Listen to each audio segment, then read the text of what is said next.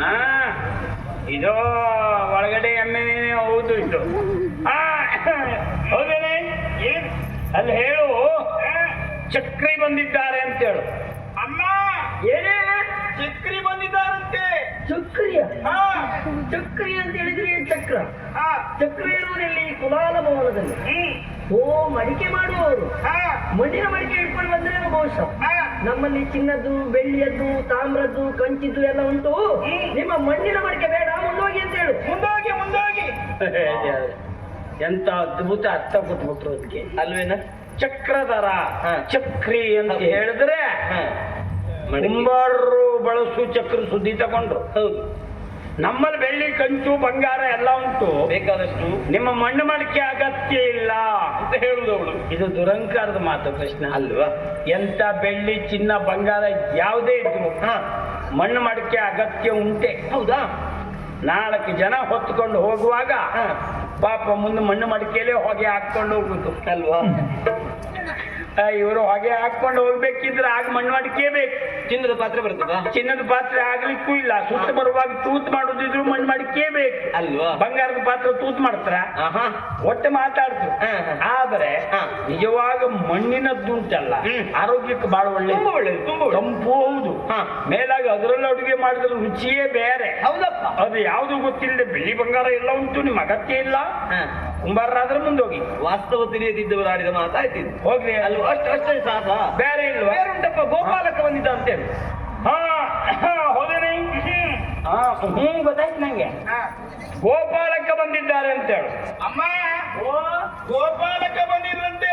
ಗೋಪಾಲಕರು ಬಂದಿದ್ದಾರ? ಹೌದಮ್ಮ. ಗೋಪಾಲಕರು ಅಂತ ಹೇಳಿದ್ರೆ ದನ ಕಾಯುವವರಲ್ಲ. ಹೌದಮ್ಮ. ದನ ಕಾಯುವವರು ನಮ್ಮಲ್ಲಿ ಜನ ಇಲ್ವೇನೆ? ನಿಜ. ನಮ್ಮಲ್ಲಿ ದನ ಕಾಯಲಿಕ್ಕೆ ಜನ ಬೇಡ. ಬೇರೆ ಯಾರು ದನ ಕಾಯಲಿಕ್ಕೆ ಹೋಗುದಿದ್ರೆ ಏನಾದ್ರೂ ಬೆಟ್ಟ ಗುಡ್ಡ ಹೊತ್ಕೊಂಡು ಹೋಗ್ಲಿಕ್ಕೆ ಹೋಗುದಿದ್ರು ಹೋಗಿ. ಹಾಗೆ ದನ ಕಾಯ್ದು ಅಂದ್ರೆ ಈ ಸ್ಥಿತಿ ತಂದ್ಬಿಟ್ರು. ದನ ಅಂತ ಹೇಳಿದ್ರೆ ಗೋವು. ಹೌದು, ಗೋವು ಅಂತ ಹೇಳಿದ್ರೆ ಏನು ಅಂತ ನಿಂಗೂ ಗೊತ್ತು. ಹೌದಪ್ಪ, ಗೋವಿನ ಬಗ್ಗೆ ವಿಶೇಷವಾದಂತಹ ಗೌರವ ಪೂಜ್ಯ ಭಾವ ನಮಗುಂಟು ಖಂಡಿತ. ಆದ್ರೆ ಇವ್ರು ಹೇಳಿದ್ದು ನೋಡಿದ್ರೆ ಪಾಪ ನಾವು ಈಗ ಹೋಗ್ಬೇಕು. ಇವತ್ತೇ ಇಲ್ಲಿದ್ದವರ ದನ ಕಾಯ್ಲಿಕ್ಕೆ ಜನ ಇದ್ದಾರೆ ಅಂದ್ರು. ಹೌದು, ಹಾಗಾದ್ರೆ ಇಲ್ಲಿದ್ದವರೆಲ್ಲ ಎಂತದಪ್ಪ ಎಂತ ಕಾಯ್ತಿದ್ರೆ ಹಾಗಾದ್ರೆ ಅದಿರ್ಲಿ. ಏನ್ ಮಾಡುದು ಅದು ಬೇಡ. ಹಾಗಾದ್ರೆ ಇನ್ನೊಂದು ಏನು, ಮುರಳೀಧರ ಬಂದಿದ್ದಾನೆ ಅಂತ ಹೇಳಿ. ಮುರಳೀಧರ. ಹೌದೇನೆ, ಮುರಳೀಧರ ಬಂದಿದ್ದಾರೆ ಅಂತ ಹೇಳು. ಅಮ್ಮ ಮುರಳೀಧರ ಬಂದಿದ್ದಾರಂತೆ. ಮುರಳೀಧರ? ಹೌದಮ್ಮ. ಮುರಳಿ ಅಂತ ಹೇಳಿದ್ರೆ ಇದು ಪುಂಗಿ ಅಲ್ವೇನೆ?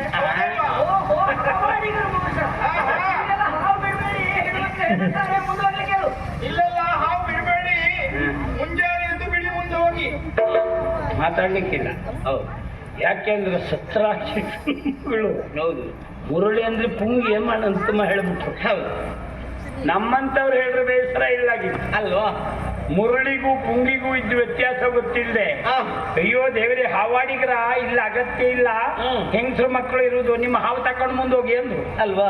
ಹಾವಾಡಿಗರು ನಮ್ಮ ಪುಣ್ಯ ದೇವಾಡಿಗರು ಅಂದ್ರೆ ಅದೊಂದು ಹೇಳಿಲ್ಲ ಭಾಗ್ಯ. ಏನೇ ಆಗ್ಲಿ ಇದು ಮಾತಾಡಿ ಸುಖ ಇಲ್ಲ ಅಲ್ಲ ಮಿತ್ರ.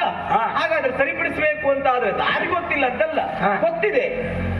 ಒಳ ಪ್ರವೇಶ ಮಾಡ್ಬೇಕೀಗ. ಒಳಗೆ ಹೋದ್ರೆ ನೀನು ಎಲ್ಲ ಸರಿ ಆಗ್ತದೆ. ನೀ ಹೋದ್ಮೇಲೆ ಎಂತವನ್ನಾದ್ರೂ ಕಲಿಸ್ತಿ ಅಲ್ವಾ.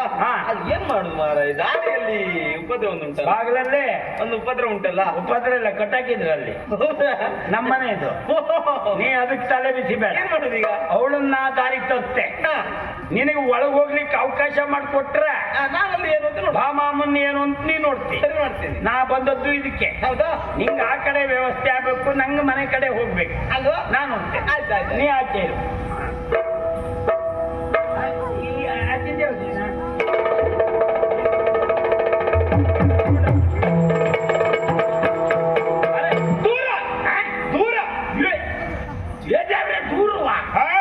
ದರಿದ್ರದವಳೆ ಏನು ದೂರ ಆದ್ರೆ ಹಾಗಿರ್ತಾರ. ಒಂದು ಹರಕತಿ ಚಾಪಿ ಒಂದ್ ತಂಬಿಗೆ ಹಿಡ್ಕೊಂಡು ಕೂತ್ ಸಾಯುದು ಬಿಟ್ಟು ಈಗ ಮಾಡಿ ಕೂತ್ಕೊಂಡು ಇಷ್ಟೊತ್ತಿಗೆ ದೂರ ಅಂದ್ರೆ ಈಗ ನಾ ಎಲ್ಲಿ ಹೋಗ್ತೇನೆ, ನೀವು ಸ್ನಾನ ಮಾಡ್ತಾ ಇದ್ದೀವಿ. ಅಯ್ಯೋ 3 ತಿಂಗಳಾಯ್ತು. 3 ತಿಂಗಳಾಯ್ತು. ದೇವ್ರ 3 ತಿಂಗಳ 3 ತಿಂಗಳಾಯ್ತು. ನಾಳೆ ಬರೀ ಬರ್ದೇನು 3 ತಿಂಗಳಾಗಿತ್ತು. ಆದ್ರೂ ನಾ ಬರ್ದೆ ಹೋದ್ರು 3 ತಿಂಗಳಾಯ್ತಾ? ಬರ್ದೆ 3 ತಿಂಗಳಾಯ್ತು. ಅಯ್ಯೋ ಯಾವ ಪಾಪಿ ಮಗ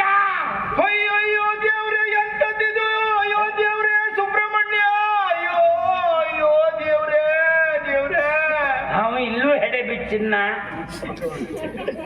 ಸುಬ್ರಹ್ಮಣ್ಯನ ಅವದೊಂದು ವಿಷಯದಲ್ಲಿ ಬಹಳ ಅಪಾಯ. ಅಯ್ಯಯ್ಯೋ ಬುದ್ಧಿ ಹೇಳ್ತೆ ಅಂತ ಕರ್ಕೊಂಡು ಹೋಗಿ ಅಂತೆಲ್ಲ ಮಾಡ. ಸುಬ್ರಹ್ಮಣ್ಯ ಅದಲ್ಲ.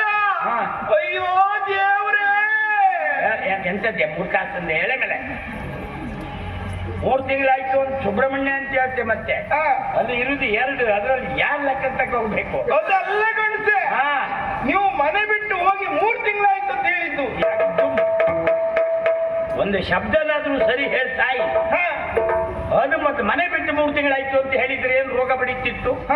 ತ್ಯಾಗದ ಬಾಯಿಗೆ 3 ತಿಂಗಳಾಯ್ತು ಅಂದ್ರೆ ನಿಮ್ಮ ಮೇಲೆ ಕೋಪಕ್ಕೆ ಏನ್ ಹೇಳ್ಬೇಕು ಅನ್ನೋದಾಗುವುದಿಲ್ಲ ನಂಗೆ. ಅಲ್ಲ, ಗೊತ್ತಾಗೋದಿಲ್ಲ ನಿನಗೆ. ಆದ್ರೂ ನೀ ಹೇಳುವುದಿಲ್ಲ. ಅವತ್ತು ಮಾಡಿದ ಪ್ರಕರಣ. ಓ ಶೈಲೆ, ಏನು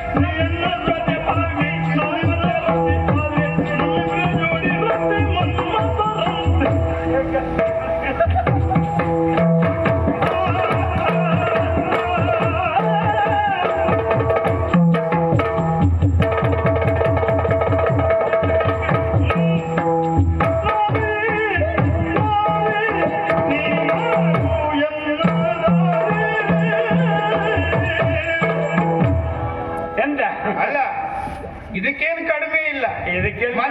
ಮನೆಯಲ್ಲಿ ಹೆಂಡತಿ ಸಿಕ್ತಾದ್ರೂ ಸಾಕು, ಅಲ್ಲಿ ವಯ್ಯಾರ ಪ್ರಾರಂಭ ಆಗ್ತದೆ ಅಲ್ವೇ? ಏನ್ ನಿನ್ ಒಂದೇ ಮಾತು ಹೇಳ್ತೆ, ಏನ್ ಗಂಡ ಹೆಂಡತಿ ಅಂದ್ರೆ ಹಾಗೆ. ಗಂಡ ಹೆಂಡರ ಮಧ್ಯೆ ಸಿಟ್ಟು ಸಂತೋಷ ಎಲ್ಲ ಇರ್ಬೇಕು. ನಿಜವಾಗಿ ಸಿಟ್ಟಿಂದೆ ಅಲ್ಲ ಅಂತ ಇಟ್ಕೋ ನೀನು, ಆ ಸಂಸಾರ ಸುಖ ಇಲ್ಲ. ಆ ಸಂಸಾರದಲ್ಲಿ ಯಾವುದೇ ರಸ ಇಲ್ಲ. ಹೌದಾ? ಯಾಕೆ ಹೆಣ್ಣು ಗಂಡಿನ ಮೇಲೆ, ಗಂಡು ಹೆಣ್ಣಿನ ಮೇಲೆ ಒಂದ್ಸಲ ಸಿಟ್ಟು ಮಾಡ್ಕೊಳ್ಳುದು ಇದ್ದದ್ದೇ. ಆ ಸಿಟ್ಟು ಮಾಡ್ಕೊಂಡಿದ್ದೇನು ತಪ್ಪಿಗೆ ಕೊನೆಗೆ ಗಂಡನನ್ನು ಓಲೈಸುವುದು. ಹೌದಾ? ಗಂಡನನ್ನು ಅಯ್ಯೋ ನಾ ಗಂಡನ ಮೇಲೆ ಸಿಟ್ಟು ಮಾಡ್ಬಿಟ್ಟೆ ಅಂತ ಪ್ರೀತಿ ಮಾಡುದು. ನಾನು ಹೆಂಡತಿ ಮೇಲೆ ಸಿಟ್ಟು ಮಾಡಿ ತಪ್ಪು ಮಾಡಿದೆ ಅಂತ ಗಂಡ ಹೆಂಡತಿಯನ್ನು ಪ್ರೀತಿ ಮಾಡುದು.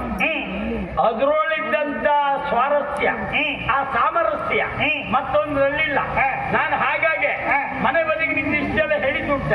ಇವತ್ತೇ ದಾರಿ ನೀನಾಗು ನನ್ನ ದಾರಿ ಅಂದ್ರೆ ಹೆಂಡತಿ ಗಂಡಗೆ ದಾರಿ ಆಗ್ಬೇಕು. ಇಲ್ಲ ಅಂತಾದ್ರೆ ಗಂಡದ ಜೀವನವೇ ಕತ್ತಲೆ. ಆ ನೆಲೆಯಲ್ಲಿ ಹೇಳಿದ್ದು, ಓ ನೀರೇ ನೀ ತೋರು ನಿನ್ನ ಮೋರೆ. ಅಂದ್ರೆ ಯಾರ್ಯಾರ ಮುಖ ನಾನು ನೋಡುದು ಬೇಡ. ಈಗ ಮದುವೆ ಆದವರು ಪಾಪ ಅವ್ರ ಹೆಂಡರನ್ನೇ ನೋಡ್ಬೇಕು. ಈ ಸಿಟ್ಟು ಬೇಡ, ನಗು ಮುಖ ತೋರ್, ಒಳ್ಳೆ ಮುಖ ತೋರು, ನಿನ್ನ ಮಾರಿಯಮ್ಮನ ಮುಖ ಬೇಡ. ಅಂದಾಗೆ ಮಾರೇಮ್ಮ ಆಯ್ತಾ ಈಗ? ಮತ್ತೆ ನೀ ಸಿಟ್ಟು ಮಾಡ್ಕೊಂಡ್ರೆ ಮಾರಿಯಮ್ಮನೆ ಮತ್ತಿನ್ ಅದು ಬೇಡ. ಹೆಣ್ಣಾದವಳು ಗಂಡಿಗೆ ಮುಖ ಹೇಗೆ ತೋರಿಸ್ಬೇಕು, ಹೆಣ್ಣು ಯಾಕೆ ಶೃಂಗಾರ ಮಾಡ್ಕೊಳ್ಬೇಕು, ಯಾರಿಗಾಗಿ ಮಾಡ್ಬೇಕು? ಗಂಡನಿಗಾಗಿ. ಹೌದಾ? ಹಾ. ನಿಮ್ ಹೆಂಗಸರಿ ನೆನ್ಪುಂಟ? ನೆನ್ಪುಂಟು. ಗಂಡ ಮನೆಯಲ್ಲಿಂದ ಹೋದಾಗ ಶೃಂಗಾರ ಮಾಡಬಾರ್ದು ಹೆಣ್ಣು ಅಂತುಂಟು. ಯಾಕೆ? ಯಾಕೆ? ಯಾರಾದ್ರೂ ಕಾಮುಕನಾದವ ನಿಮ್ಮನ್ನು ನೋಡಿದ್ರೆ ಆ ಹೊತ್ತಿಗೆ ಹೇಗಿರ್ಬೇಕು ನೀವು? ಹಾ. ತಲೆ ಕೂದಲು ಬಿಡಿಸಿ ಹರಡ್ಕೊಳ್ಬೇಕು, ಹಲ್ಲು ಉಜ್ಜಿಕೊಳ್ಬಾರ್ದು. ಹಾ. ಆ ನೋಡಿದವನಿಗೆ ಒಂದು ರೀತಿ ಅಸಹ್ಯ ಹುಟ್ಟಬೇಕು. ಹಾಗಿರ್ಬೇಕಾ? ಹಾಗಿರ್ಬೇಕು. ಹಾ. ಕೆಲವು ಹೆಂಗಸರು ಎಂತ ಮಾಡಿ ಸಾಯ್ತಿರೋದು, ಗಂಡಿದ್ದಾಗ ಸಿಟ್ಟು ಮಾಡ್ಕೊಳ್ಳೋದು, ಕೊನೆ ಗಂಡಿಂದ ಹೋದಾಗೆ ಚಂದ ಮಾಡ್ಕೊಳ್ಳೋದು. ಹಾ, ಹಾ. ಅದು ಭೂಷಣ ಅಲ್ಲ. ಹಾಗಾಗಿ ಹೇಳಿದು, ಹಾ. ನೀನನ್ನು ಸತಿ ಅಲ್ವಾ? ಹೌದು.